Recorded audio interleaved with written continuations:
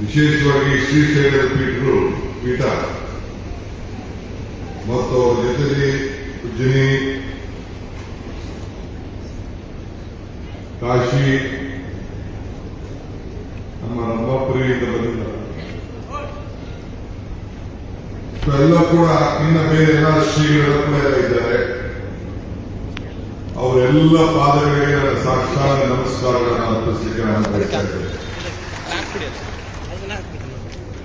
ತಡವಾಗಿದ್ದೀನಿ, ಕ್ಷಮಿಸಬೇಕು. ನಾನು ಹೈದರಾಬಾದ್ನಲ್ಲಿ ಉಪಮುಖ್ಯಮಂತ್ರಿ ಮನೆಯಲ್ಲಿ ಒಂದು ಮದುವೆ ಕಾರ್ಯಕ್ರಮ ಇತ್ತು. ನಾವೆಲ್ಲ ಹೋಗಿದ್ದು ಅಲ್ಲಿಂದ ಹೈದರಾಬಾದಿಂದ ಇಲ್ಲಿಗೆ ಒಂದು ಕೋಲಾಪುರದಿಂದ ಇಲ್ಲಿಗೆ ಒಂದು ರಸ್ತೆಗೂ ಸರಿ ಯಾವುದೋ ಬೇರೆ ರೂಪದಲ್ಲಿ ಕರ್ಕೊಂಡು ಇಲ್ಲ ಇನ್ನೂ ಒಂದು ಜಲ್ದಿ ಬರ್ತದೆ, ಕ್ಷಮಿಸಬೇಕು. ನಾನು ಈ ಒಂದು ಪವಿತ್ರವಾದಂತಹ ಕಾರ್ಯಕ್ರಮ ನೋಡಿದೆ. ನನಗೆ ಇಲ್ಲಿ ಬಂದ ಮೇಲೆ ಗೊತ್ತಾಯ್ತು, ನಾನು ಇನ್ವಿಟೇಷನ್ ನೋಡೋಕೆ ಟೈಮ್ ಸಿಕ್ಕಿಲ್ಲ ನನಗೆ.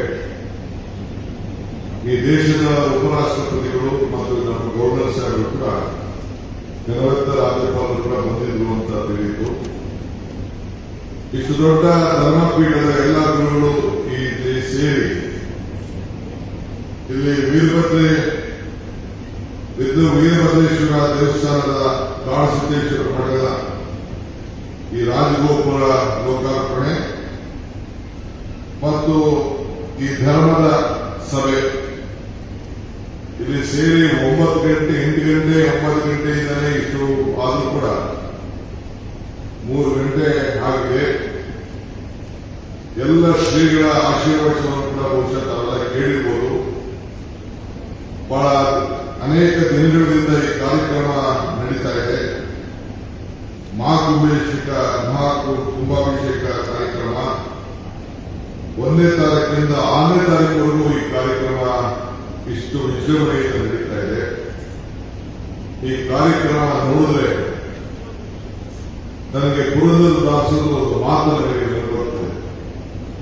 ಇದು ಭಾಗ್ಯವಯ್ಯ ಮಧುಬನಾಮನ ಪಾದವೇ ಪರಮ ಸುಖವಯ್ಯ ಅಂತೇಳಿ. ಹಂಗೆ ಇವತ್ತು ಬಂದು ಇಂಥ ಒಂದು ಪವಿತ್ರವಾದಂತಹ ಐತಿಹಾಸಿಕವಾದಂತಹ ಧರ್ಮದ ಕಾರ್ಯಕ್ರಮದಲ್ಲಿ ಪಾಲ್ಗೊಂಡಿದ್ದೇ ನನ್ನ ಭಾಗ್ಯ ಅಂತೇಳಿ ಭಾವಿಸುತ್ತೇನೆ. ಅಮ್ಮನ ನೆನಪು ಪ್ರೀತಿಯ ಮೂಲ, ಗುರುವಿನ ನೆನಪು ಜ್ಞಾನದ ಮೂಲ, ದೇವರ ನೆನಪು ಭಕ್ತಿಯ ಮೂಲ, ಈ ಮೂರರ ನೆನಪು ಮನುಷ್ಯತ್ವ ಮೂಲ, ಮನುಷ್ಯತ್ವ ಮೋಕ್ಷಕ್ಕೆ ಮೂಲ ಅಂತ ಹೇಳಿ ನಾವು ಈ ಒಂದು ಪವಿತ್ರವಾದಂತಹ ಸ್ಥಳದಲ್ಲಿ ವೀರಭದ್ರೇಶ್ವರನ ಏನು ಒಂದು ವಿಚಾರಗಳಿದೆ, ಆ ರಕ್ಷಣೆಯ ಒಂದು ಜವಾಬ್ದಾರಿ ಇದೆ. ಅವರ ಪಾದದಲ್ಲಿ ಕಾಡೋ ದೇವರ ಮಠದಲ್ಲಿ ಒಂದು ಪಾಲ್ಗೊಂಡಿದ್ದೀವಲ್ಲ, ಇದೊಂದು ಇತಿಹಾಸ ಪುಟಕ್ಕೆ ಸೇರುವಂತಹ ಒಂದು ಕಾರ್ಯಕ್ರಮ. ಶ್ರೀಗಳು ಇಲ್ಲಿಂದ ಬೆಳೆದು ಏನು ಶ್ರೀಶೈಲ ಮಠಕ್ಕೆ ಹೋಗಿ ಈ ಭಾಗ ಅದನ್ನೆಲ್ಲ ಕೂಡ ಅಭಿವೃದ್ಧಿಯನ್ನು ಮಾಡಿ ಅವರ ಬದುಕಿನಲ್ಲಿ ಧರ್ಮವನ್ನು ಉಳಿಸಬೇಕು. ಧರ್ಮೋ ರಕ್ಷತಿ ರಕ್ಷಿತ ಅಂತೇಳಿ ಧರ್ಮ ಕಾಪಾಡಿದ್ರೆ ಧರ್ಮ ಉಳಿದ್ರೆ ಧರ್ಮ ಕಾಪಾಡುತ್ತದೆ ಅಂತ ಹೇಳಿ ಇವತ್ತು ಧರ್ಮವನ್ನು ಉಳಿಸಲಿಕ್ಕೆ ಪ್ರಯತ್ನವನ್ನ ಮಾಡ್ತಾ ಇದ್ದು ನಮಗೆಲ್ಲ ಒಂದು ದೊಡ್ಡ ಶಕ್ತಿ ತುಂಬಿದೆ. ಮನುಷ್ಯರಿಗೆ ಧರ್ಮ ಬೇಕು, ದೇವರು ಬೇಕು. ಇಲ್ಲಾಂದ್ರೆ ಜೀವನಕ್ಕೆ ಆತ್ಮಕ್ಕೆ ಶಾಂತಿ ಸಿಗಲಿಕ್ಕೆ ಸಾಧ್ಯ ಇಲ್ಲ. ಬದುಕಿಗೆ ಒಂದು ಅರ್ಥ ಕೂಡ ಇರಲಿಕ್ಕೆ ಸಾಧ್ಯ ಇಲ್ಲ. ಸೊ ಈ ಹಿನ್ನೆಲೆಯಲ್ಲಿ ಧರ್ಮವೇ ದಯದ ಮೂಲ ಅಂತ ಹೇಳಿ ಈಗಾಗಲೇ ನಮ್ಮ ಬಸವಣ್ಣವರು ಕೂಡ ಅನೇಕ ವಚನಗಳಲ್ಲಿ ಅವರು ನಮಗೆ ಮಾರ್ಗದರ್ಶನ ಕೂಡ ನಾವು ಕೊಟ್ಟಿದ್ದಾರೆ. ಈ ವೀರಭದ್ರೇಶ್ವರನ ದೇವಸ್ಥಾನದ ಕಾರ್ಯಕ್ರಮದಲ್ಲಿ ನಾವೆಲ್ಲ ಪಾಲ್ಗೊಂಡು ನಮ್ಮ ಶಿವನ ಮೂಲ, ಶಿವನ ಈ ದೇಶಕ್ಕೆ ದೊಡ್ಡ ಮೂಲ ಧರ್ಮದಲ್ಲಿ ನಾನು ಯಾವಾಗಲೂ ಮಾತು ಹೇಳ್ತಾ ಇದ್ದೇನೆ.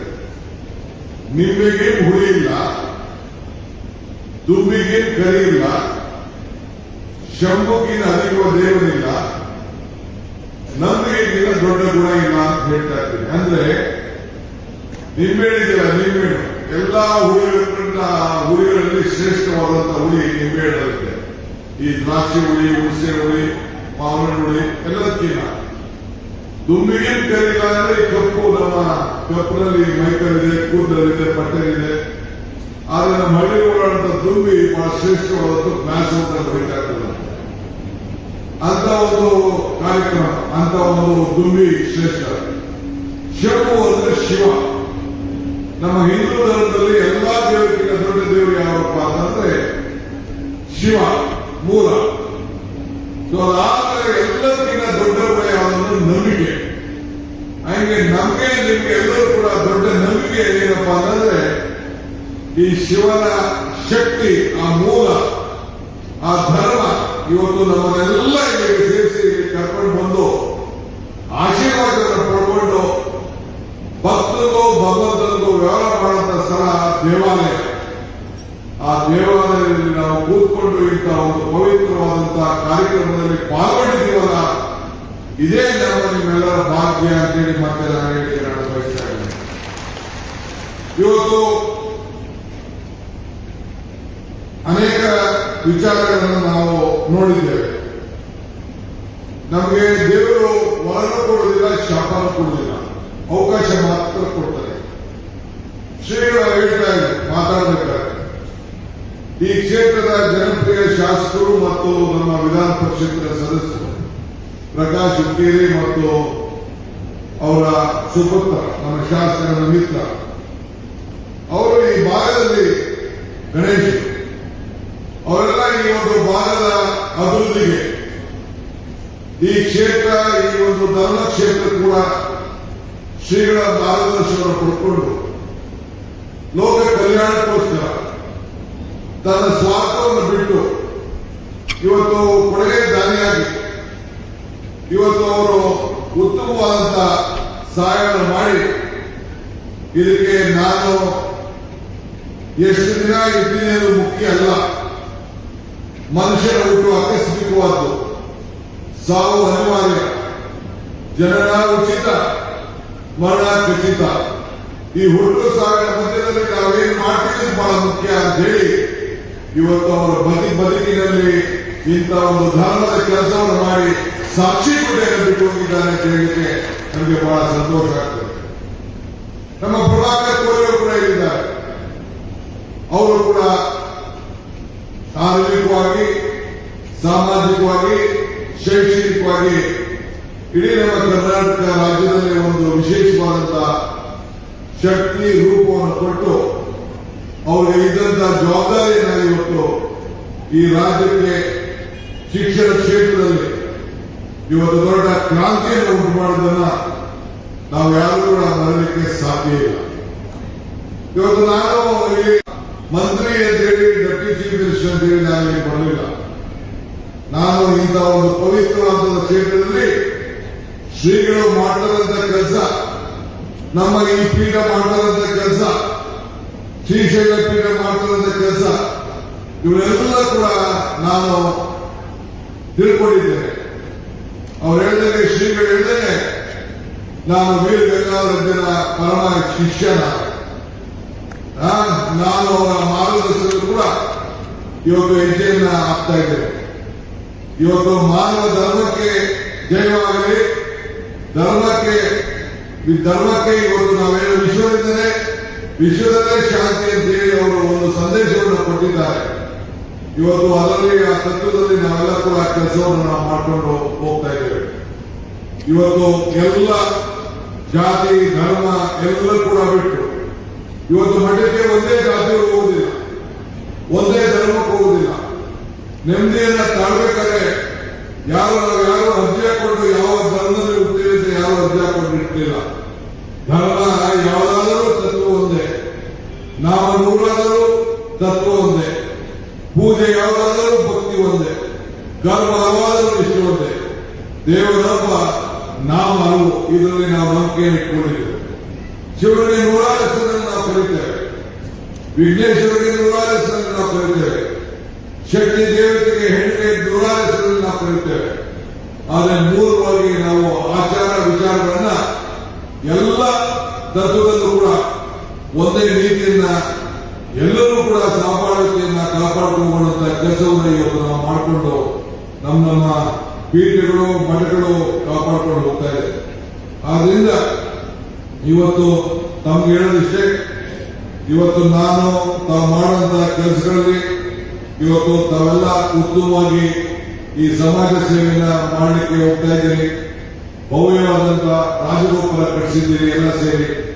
ಈ ಕಟ್ಟಡವನ್ನು ಭವ್ಯವಾದಂತ ಸಮುದಾಯ ಭವನ ಕೂಡ ಇವತ್ತು ಲೋಕಾರ್ಪಣೆ ಆಗ್ತಾ ಇದೆ. ವೀರಭದ್ರ ಸ್ವಾಮಿಗಳಿಗೆ ಅವರು ಏನು ನಮಗೆ ರಕ್ಷಕರಾಗಿ ಇವತ್ತು ನಿಂತಿದ್ದಾರೆ, ಅವರಿಗೆ ನಮನವನ್ನ ಸಲ್ಲಿಸಲಿಕ್ಕೆ ನಾವೆಲ್ಲ ಇವತ್ತು ಇಲ್ಲಿದ್ದೇವೆ.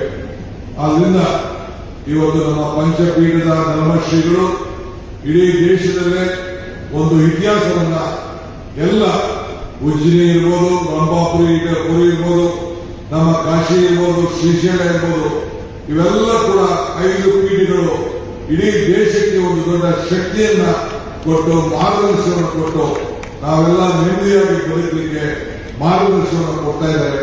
ಇದನ್ನ ಉಳಿಸ್ಕೊಂಡು ಹೋಗ್ಬೇಕು. ನಮ್ಮ ಹಿರಿಯರು ಹೇಳಿದ್ದಾರೆ, ಮನೆ ಊಟ ವಿಚಾರ ಮಠ ವಿಚಾರ ಅಂತೇಳಿ. ಹಾಗೆ ನಮ್ಮ ಮಠಗಳನ್ನ, ಪೀಠಗಳನ್ನ, ನಮ್ಮ ಸಂಸ್ಥೆಗಳನ್ನ ಏನು ಭಗವಂತ ನಿಮಗೆ ಎಷ್ಟು ಬೇಕಾದ್ರೂ ಸಂಪಾದನೆ ಮಾಡುವಂತ ಶಕ್ತಿ ಕೊಡ್ತಾರೆ.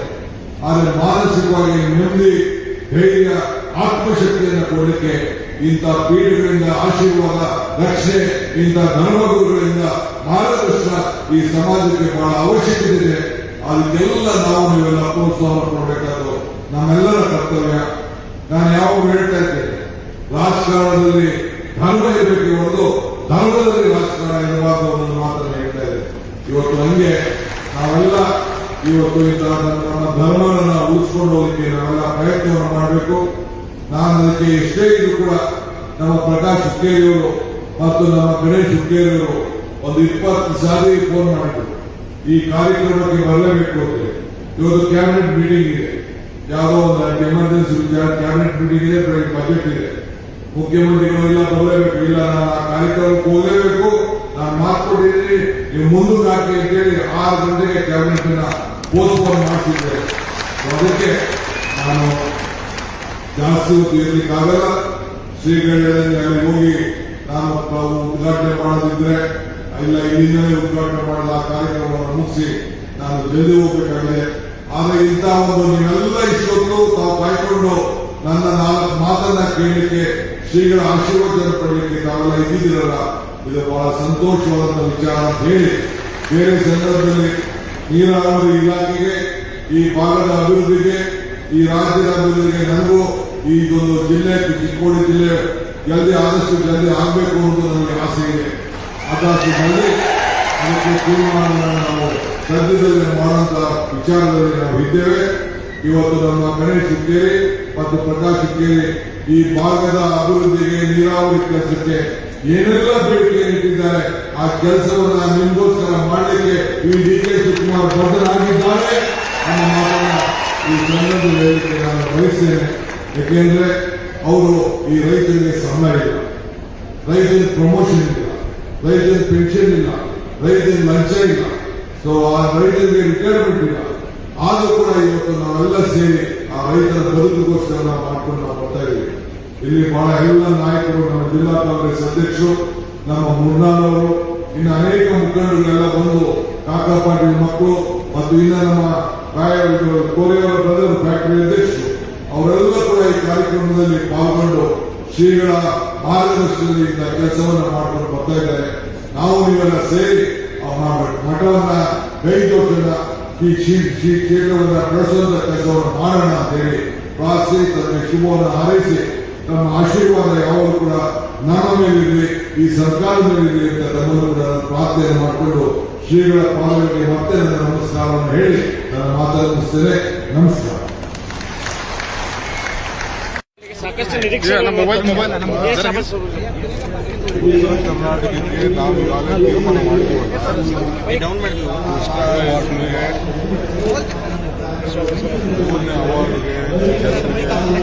ಅವಾರ್ಡ್ಗೆ 1,000 ಕೋಟಿ ರೂಪಾಯಿ ಅಕ್ವಿಷನ್ ಮಾಡಬೇಕು.